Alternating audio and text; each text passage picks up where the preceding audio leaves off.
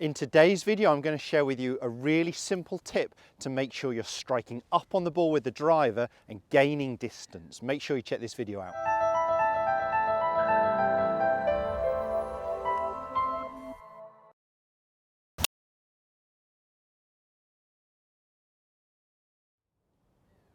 Welcome back to the TruGolf Academy. You've joined me, Jon Watts, today at Branston Golf and Country Club.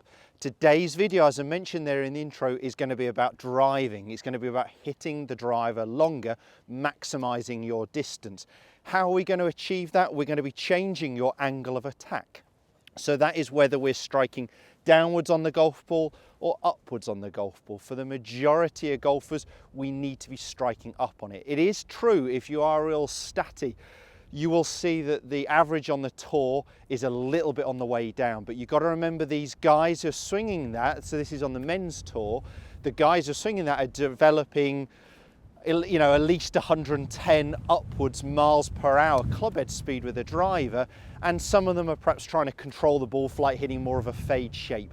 For us all, unless you're a real high clubhead speed, we will gain distance by striking a little bit more upwards on the golf ball. Now, I often see golfers striking down on it for a number of different reasons. The main reason I would suggest is from the top of the swing, they're almost making a reaction to try and strike the golf ball, where we see upper body dominating, we see an out to in swing path, and we get an out to in downward blow, and that is awful for distance because we really get that ball cutting away, loads of spin on it. We're losing distance anyway from striking down. It's a very inefficient way to be hitting that golf ball. We really want, with the driver, a slightly upward angle of attack, and for the majority of golfers, I would suggest they're better trying to draw the driver than fade the driver, and therefore we'd like to see a more in to out path so you can actually hit more of that right to left draw shape for a right-handed player. Now, how are we going to achieve that? What I'd like to see, I don't really need the ball on the tee, actually. I'll just put the tee in the ground and set up to the tee peg. What I'm going to try and do is get the club to touch the ground way behind the golf ball. It's a good 4 or 5 foot behind the golf ball, probably 4 foot there, and it's somewhere between my toe line and the ball line, and I'm going to feel like I actually get that handle rising into impact and skimming or just missing the top of the tee peg.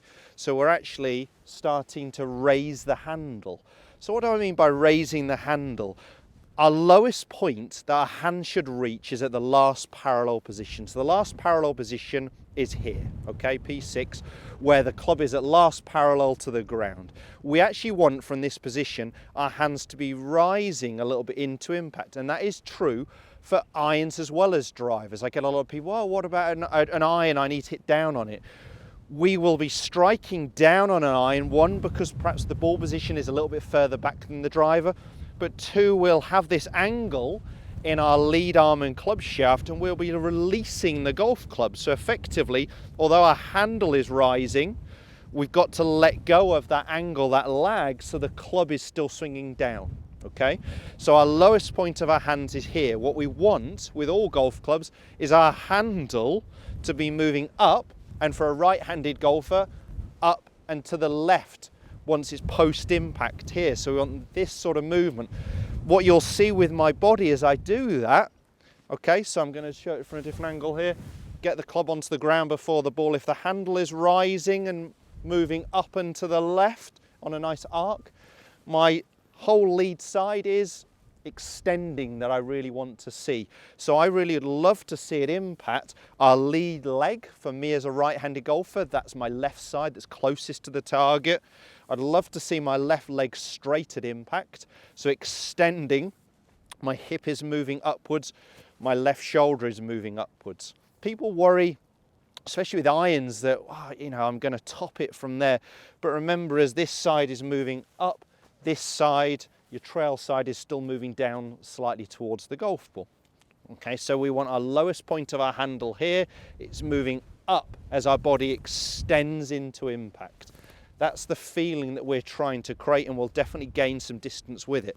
So I'd get to top of backswing, get the club to touch the ground way before the ball, and from there we really want to feel that club moving up, I want you to feel like we're dragging it through in this fashion. This is really going to help you feel like you actually get that handle moving up into impact. The other thing it's going to help me is make sure that my pressure is moving into my lead side at the right time. Okay, so at the top of the backswing, we're about 80% loaded into my trail side, ideally here, at least when we're about 3/4 the way back. What we don't want to do is shift all our pressure towards the target all at one time, and we of course don't want to stay back. We want to gradually shift it. This is going to get you the feeling of staying a bit more 50-50 on the downswing, which won't be reality. We all have moved a little bit more into our lead foot, but we're going to feel like our pressure is moving into my lead side and reaching its max at impact. I get a lot of golfers, including me, at times where I reach my maximum into my lead side by about here, and actually my pressure is moving in the wrong direction. We really want to maximize pressure into my lead side by the time I hit the golf ball. And this exercise will really give you that. It'll give that feeling of striking up on the ball, creating a more in to out path, and getting the pressure onto that lead side when we need it. This isn't really a driver tee shot, but I had to get where I could get some space on the golf course. So we are going to go ahead and hit a driver. As I said, the sensation is that my handle is rising into impacts, that feeling that way, extending my body. One coach could tell you, well, you've got to work on the left leg extending. Another could work on the left shoulder. Another could work on the hands. None of them would be wrong. It's finding what works best for you. I will put some ideas to other videos I've filmed just up here, well worth checking out on the same sort of subject, but a different way of focusing on it.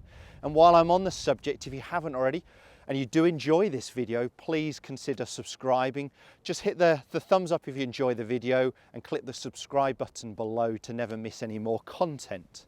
Right, let's give this a whirl with the driver. That sensation that I'm actually moving up into impact with my body and my handle. That's going to help my angle of attack.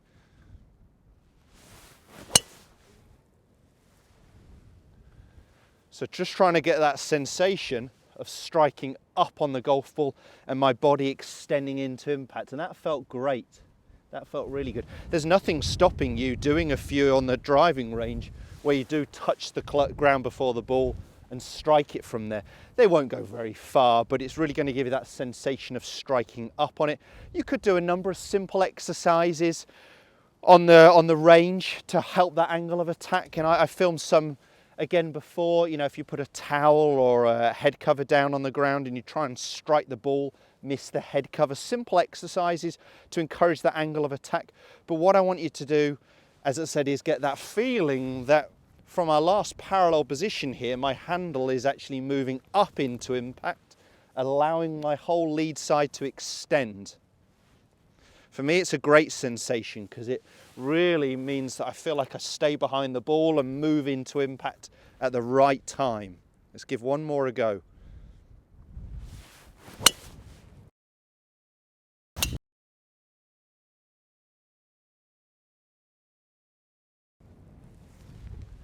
So I got that high launch, low spin that we really want to see from striking up on the golf ball, not down on the ball. We don't want that ball flight where it's low and rising and a downward angle of attack. We really want to try and create that upward blow, maximize our distance, and we're getting that feeling that our handle is moving up into impact, not down. It's definitely going to help you drive the ball longer and straighter.